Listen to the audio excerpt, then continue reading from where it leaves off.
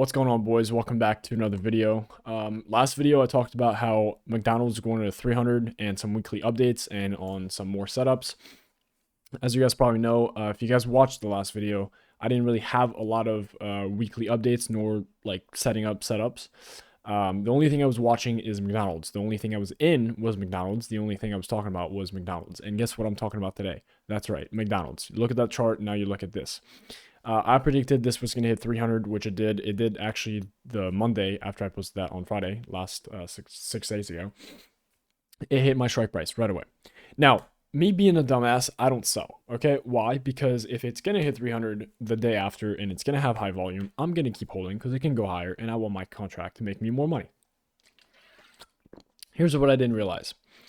300 is apparently a huge number for McDonald's. 302 is the all-time high for McDonald's, which means it got pretty dang close to all-time highs. And there's no way we could have hit all-time highs just like that, but it was freaking close. Okay, so on the daily, people sell. Okay, they have their take limits or take profits, and people sell. That's understandable. I get that. What I did not expect was on the 18th for well, actually no, yeah, that, and then it just plummeted. It plummeted, and then what happened was the Feds cut the rates. And if we look on the hourly, this is where I just got fucked.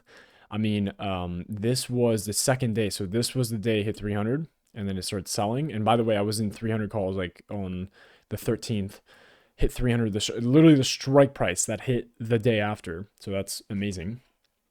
Then people sold.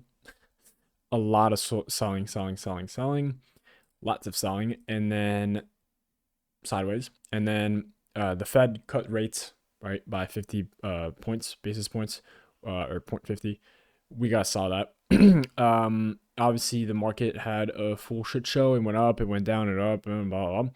Ultimately, SPY came back up. As you can see, McDonald's stayed sideways, and then the day after the rates was kind of even worse, kind of just break even on the day, didn't really make any moves. And then today on Friday was power hour. It was Friday. It was what the hell was going on Friday? Friday just not only bought up what happened with the selling, but it went even higher and actually touched almost 290, which was nice. It's almost $1 away from my strike price again. Contracts are back up. We're not losing money anymore, so it's good. Now that's McDonald's, and the reason why I'm still talking about McDonald's is because I'm still in it. And the other reason why is because, yes, okay, this might look like a failed breakout. That first breakout goes out, it goes up, and then it goes down, and it's fucked, right? But that was because I'm pretty sure it was CPI or some other shit that happened that day. But it's holding the MA. Look at this candle. This is actually what I was expecting. I saw this come down, okay? And I'm being completely fair with you. I told myself, if this trade does not work out for me and I have to sell, I might quit day trading. Or swing trading, because this was my last, this is my last capital until I get a job and can get more money. So if this didn't work out, if this day on the 19th was down, I would have sold, I would have been fucked. You guys would have never saw me again. Fortunately, it hit the 20 and bounced back, and we're good. Okay, so that's that for McDonald's. I do believe this company will go higher. I know if you guys have looked at the news, I know I know a lot of companies are saying it's a hold instead of a buy now, but also Warren Buffett came out with his analysis and said it was a strong buy. So some companies are saying something else, but there's nothing saying negative. Okay, the only thing that's negative would be like franchise and stuff like that. Like, there's nothing about oh shit, McDonald's Q2 earnings miss, dividend affirmed, strategy adjustment, need for growth. Okay, so maybe there's some negative stuff about here, but you can see it's at 298. So maybe people are buying and then are going to sell. Who knows? So I believe in McDonald's. But now let's talk about something that I wanted to talk about for a long time, but we didn't get to start. I'm currently taking economics honors in my classes, and we've started the stock market game. Now, the reason why I want to talk about this is because this is going to get me activated or active. It's going to make me stay active into stocks. Personally, I do this on a personal level, but now I'm trading with almost $150,000 of paper money. But this competition is a little bit more competitious than my last year's one, if you guys remember, with my club. That was more shit show. You know, they just gave you like 10 grand to start with, and we could just trade penny stocks, and that's about it. You know, I made almost $3 million. It was a shit show. Okay. But now that we have 150K, the rules are much stricter, and you can trade in mutual funds, bonds, stuff like that. So there's a lot more opportunity, and you have to actually be diverse. I'm pretty sure there's a rule where you can't put 40% of your account into one trade, which makes sense. You have to be diverse. You have to trade stocks. You have to hold long time. You can't sell a stock in the same day, I'm pretty sure, the moment you buy it. So you have to hold it for a while. That's just how it is. And if someone gave you 100K real cash, real money right now, right here, you would not put everything into a fucking penny stock. I'll tell you that right now. And if you are, you're stupid. That's it. So the reason why I'm saying this is because I've made a watch list for me to go over. And if you are in my economics class right now, hello, and you're going to get a little edge on what me and my partner are doing. Okay. So the first thing, personally, these are like what I've invested in, what I want to invest in. Some of these are my partner's choice.